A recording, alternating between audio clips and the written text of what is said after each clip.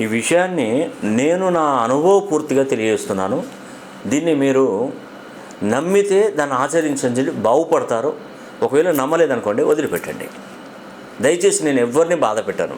నేను ఒక విషయం తెలుసుకున్నానండి. అదేంటో తెలుసా?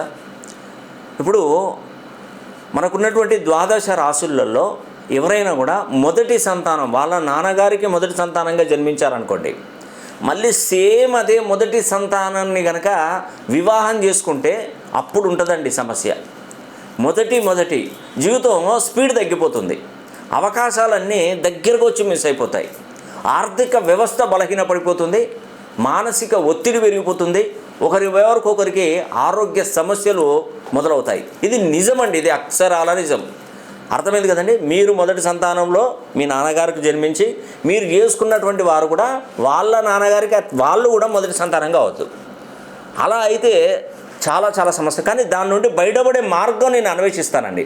ఒక్కసారి నన్ను సంప్రదించి చూడండి, ఖచ్చితంగా మిమ్మల్ని బాగుపరిచే తీరుతాను.